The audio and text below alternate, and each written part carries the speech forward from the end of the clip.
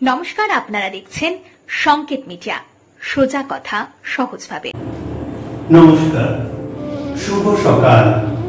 আজ ঈশ্বর কথার ৬৪তম পর্বে শ্রী শ্রী মায়ের কথা। জননী শারদাং দেবী রামকৃষ্ণং জগদ্গুরুং পাদপদ্মে প্রসিতা প্রণমামি মুহুর্মুহুঃ।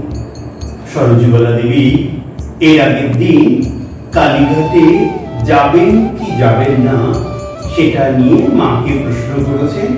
মাও দুই দিক বজায় রেখে যাওয়া উচিত কি না সেটা সম্পর্কে উত্তর দিয়েছে।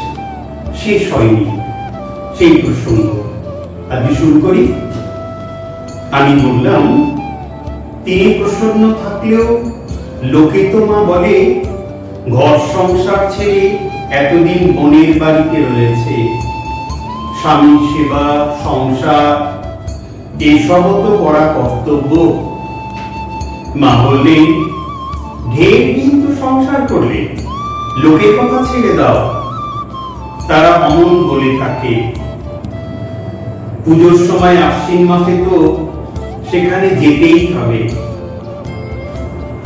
আমি বললুম, সংসারের জন্য বড় একটা ভাবনা কখনো ছিল বলে তোমার মনে হয় না? আপনার কাছে এমন আসতে পাবো না এই ভাবনাই এখন সর্বদা মনে হয়। মা বললেন, তবে আর কি, থাকো না এই মাসটা। জনৈকা মহিলা মায়ের সঙ্গে দেখা করতে এসেছেন। একজন ব্রহ্মচারী খবর দিয়ে গেলেন, ইতপূর্বে ভীষণ ক্লান্ত হয়ে মা শুয়েছিলেন। এই সংবাদ পেয়ে এই আবার একজনকে নিয়ে আসছে। আহ, গেলুম মা বলে বিরক্তি প্রকাশ করে উঠে বসলেন। খানিক পরে সুন্দর বসন ভূষণ পরিহিতা একটি মহিলা মায়ের শয্যা প্রান্তে এসে বসে মায়ের শ্রীচরণে মাথা রেখে প্রণাম করলেন। মা তাতে বললেন, ওখানেই করো না মা, পায়ে কেন? তারপর কুশল বার্তা জিজ্ঞাসা করলেন। তিনি বললেন, জানেনই তো মা, তার অসুখ। মা বললেন, হ্যাঁ শুনেছি, তা এখন কেমন আছে? কি অসুখ, কে দেখছেন? উত্তরে বললেন, অসুখ বহুমূত্র। ডাক্তার দেখছে, পেটে জল হয়েছে, পা একটু ফুলেছে। ডাক্তার বলেছেন খুব শক্ত ব্যায়াম। তা ডাক্তারের কথা আমি মানিনি। মা, আপনাকে এই উপায় করতেই হবে। আপনি বলুন, তিনি ভালো হবে। মা বললেন, আমি কি জানি, ঠাকুরই সব। ঠাকুর যদি ভালো করেন তবেই হবে, তার কাছে প্রার্থনা জানাবো। তিনি বললেন, তাহলেই হলো মা। আপনার কথা কি ঠাকুর ফেলতে পারেন? ঠাকুর অর্থাৎ শ্রী শ্রী রামকৃষ্ণ পরমহংসদেব। এই বলে তিনি আবার শ্রীচরণে মাথা রেখে কাঁদতে লাগলেন। মা তাকে প্রবোধ দিয়ে বললেন, ঠাকুরকে ডাকো, তিনি যেন তোমার হাতের নোয়া রাখেন। এখন খাওয়া দাওয়া কি করে? উত্তরে বললেন, এখন লুচি এই সব খান। এইরূপ দুই চারি কথার পরে তিনি মায়ের শ্রীচরণে প্রণাম করে বিদায় নিলেন এবং নিচে পূজনীয় শরৎ মহারাজের সঙ্গে দেখা করতে গেলেন। সব লোকের জ্বালা তাপে শরীর জ্বলে গেল মা। এই বলে গায়ের কাপড় ফেলে মা শুলেন। আমি তেল মালিশ করবার উদ্যোগ করছি, এমন সময় আবার মহিলাটিকে আত্মীয় সঙ্গে এসেছে, প্রণাম করতে এলেন। আবার মাকে উঠতে হলো। তিনি চলে যেতে মা পুনরায় শুয়ে বললেন, এবার যেই আসুক, আমি আর উঠছি নে। পায়ের ব্যথায় বারবার উঠতে কত কষ্ট দেখছো মা। তারপর আমবাতের জ্বালায় সারা পিঠটা এমন করছে, বেশ করে তেলটা ঘষে ঘষে দাও তো। তেল মালিশ করবার সময় পূর্বোক্ত মহিলাটির কথা উঠায় মা বললেন, অমন বিপদ, ঠাকুরের কাছে এসেছে, মাথা মুখ খুঁড়ে মানসিক করে যাবে তা নয়, কি সব গন্ধ টন্ধ মেখে কেমন করে এসেছে দেখেছো? অমন করে কি ঠাকুর দেবতার স্থানে আসতে হয়? এখনকার সবই কেমন। কিছুক্ষণ পরে বউ এসে আমায় বললে, লক্ষণ নিতে এসেছে, সে বসে আছে গো। মা সারা পেয়ে বউকে প্রসাদ দিয়ে বললে, এই আমি মাথা তুলছি, প্রণাম করো গো। আমি প্রণাম করে রওনা হলুম।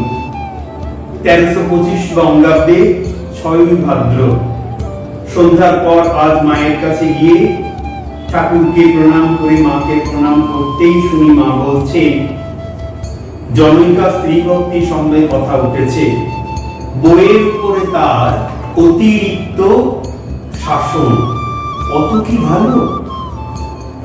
পেছনে থেকে সামনে একটু আলগা দিতে হয়। আহা, ছেলে মানুষ বউ, তার একটু পড়তে খেতে ইচ্ছে হয় না। অমন করে সে যে বলে, যদি আত্মহত্যায় করলে বা কোনো দিকে বেরিয়ে গেল তখন কি হবে। আমাকে দেখে বললে, একটু আলতা পড়েছে, তার কি হয়েছে। আহা, ওরা তো স্বামীকে চোখেই দেখতে পায় না। স্বামী সন্ন্যাস নিয়েছে, আমি তো চোখে দেখেছি, সেবা যত্ন করেছি, রেগে খাওয়াতে পেরেছি, যখন বলেছেন কাছে যেতে পেরেছি, যখন বলেনি এমনকি 2 মাস পর্যন্ত নগর থেকে নামিয়েনি, দূর থেকে দেখে পেন নাম করেছি। তিনি বলতেন, ওরে ওর নাম সারদা, ও সরস্বতী, তাই সাজতে ভালোবাসে। হৃদয়কে বলেছিলেন, দেখ তো তোর সিন্ধুকে কত টাকা আছে, ওকে ভালো করে 2 ছড়া তাবিজ গড়িয়ে দে। তখন তার অসুখ, তবুও আমায় 300 টাকা দিয়ে তাবিজ গড়িয়ে দিলেন। তিনি নিজে টাকা কড়ি ছুতেই পারতেন না। প্রসঙ্গক্রমে তাবিজের জন্য ঠাকুর 300 টাকাই দিয়েছিলেন, কিন্তু তাবিজ করতে কম 200 টাকা লেগেছিল। বাকি 100 টাকা শুনেছি শ্রী শ্রী মাকে নগদ দেওয়া হয়েছিল। কথা প্রসঙ্গে বলি, এই সেই জগৎজননী মা। কোন এক স্ত্রী তার স্বামীর দ্বারা অবহেলিত হয়েছেন, মনে হয়েছে তিনি নিজের সঙ্গে তার তুলনা করছেন। কার কি ভালো হবে, কে কোথায় কিভাবে আসবে। অবতার পুরুষ মানুষের রূপ ধরে এসে কত কষ্ট সহ্য করে আমাদেরকে শিক্ষা দিয়ে গেছে। এইরকম ভাবে মা তার নিজের জীবনে যা কিছু শুনিয়েছে আমরা শুনবো, আমরা মায়ের অনুধ্যান করব। আজ এই পর্যন্তই। শ্রী শ্রী মায়ের আশীর্বাদী হাত আপনাদের মাথায় করুক। খুব ভালো থাকুন। আগামী ঈশ্বর কথার 65তম পর্বে শ্রী শ্রী রামকৃষ্ণ কথামৃত। নমস্কার। Subscribe our channel. Press the bell icon.